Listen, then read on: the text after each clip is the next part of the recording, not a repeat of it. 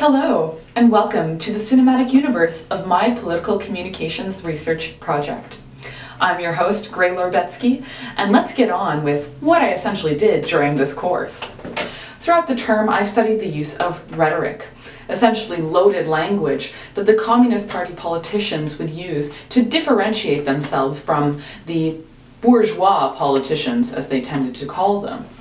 My research question was, do members of the Communist Party of Canada use different language than politicians of other political backgrounds? How does it vary? And what kind of language do the communists use compared to non-communists? I relied on two major field sites for my research: an apartment in Centretown, where an interview with communist candidates was held, and the classroom for CMN 3133, Morissette 205.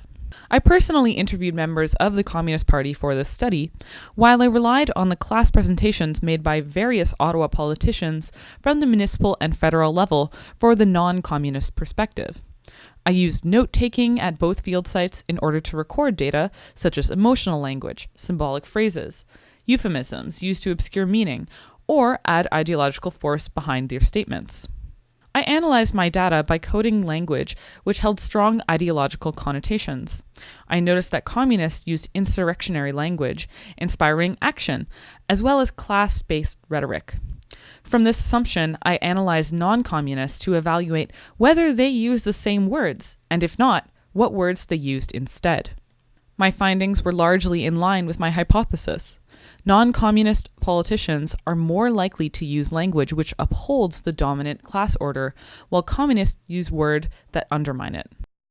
The Communist Party uses class language such as corporations, precarious work, debt, insecurity, militarism, war, big bourgeois parties, and capitalist.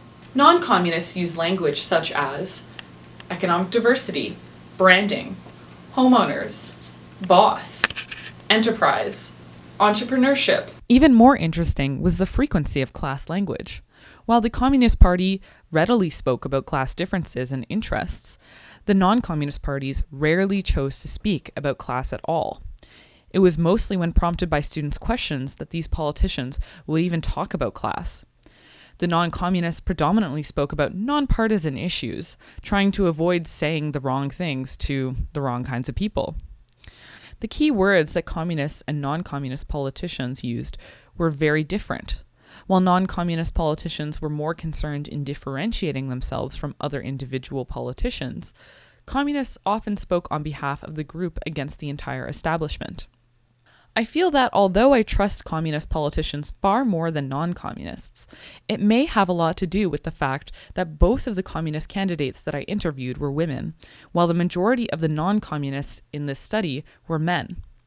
This study aggravated my feelings of distrust towards the establishment, as every politician that spoke in our classroom spoke as if they were unique and were offering something completely different from the others. I found that the non-communists spoke to us as if we were an elite segment of the population.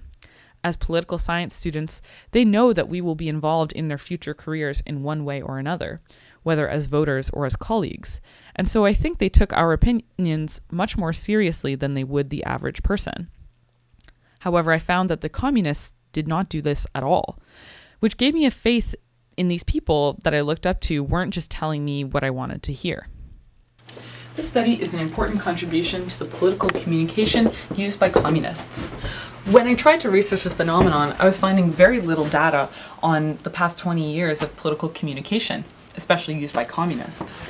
So, communist rhetoric is mostly examined by those who seek to demonize it, not those who want to redeem it.